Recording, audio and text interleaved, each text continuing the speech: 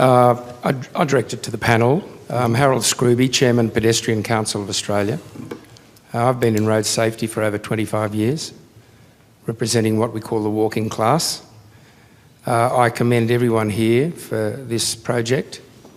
I think everyone here is united in one cause, to reduce the tragedy and trauma on our roads. However, I do see one giant elephant in the room. I've seen many of these reports, and the biggest problem is what we call our 9 separate railway gauges in our mentality as Australians. We have 9 separate jurisdictions, and they are mostly all sovereign. I'll give you a very quick example as to why I see we've got to find a way so that the Commonwealth can not only lead the way, but in fact force the way, so that these documents are required to be complied with, not just signed off on.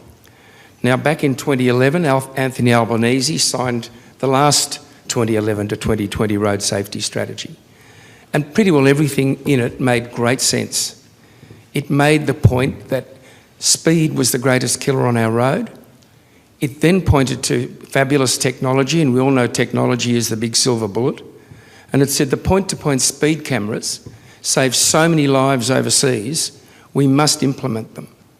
Now, 9 people signed this document, and they all agreed that within 3 years, they would turn on the point-to-point speed cameras for all vehicles.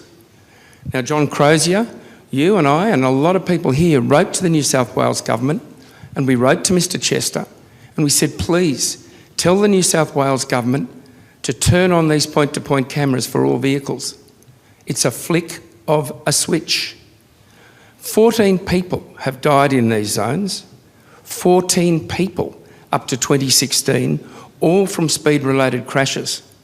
And yet we can't, no one can, force this New South Wales government into changing this ridiculous policy of only booking truck drivers, when the evidence now shows that over 90% of truck drivers involved in crashes, it's other driver at fault, primarily speeding.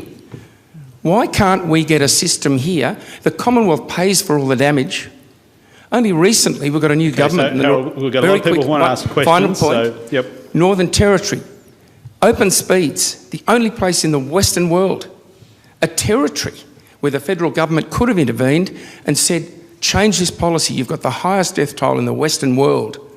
They had open speeds on undivided roads. They were able to intervene and make euthanasia unlawful, but no one wants to step in. And the elephant in the room is politics.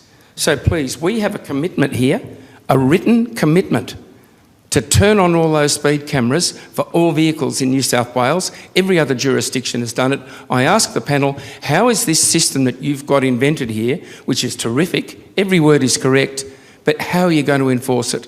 Okay, thank you.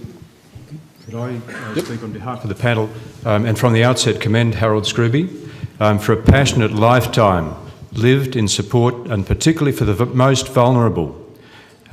It's been a privilege to have Harold participate as a community representative on the Royal Australasian College of Surgeons Trauma Committee and see over the years the passion that he has brought.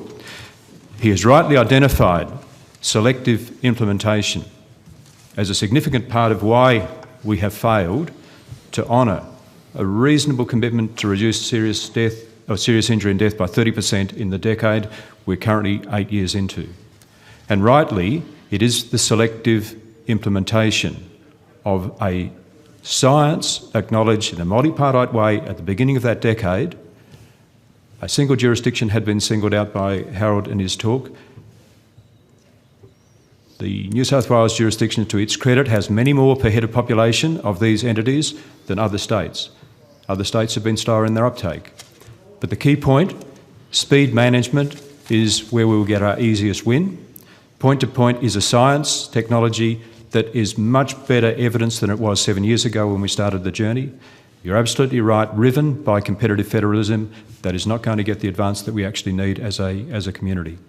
So I do commend you, Harold, for the strength and passion that you bring to this, and echo the science that evidences the benefit of point-to-point.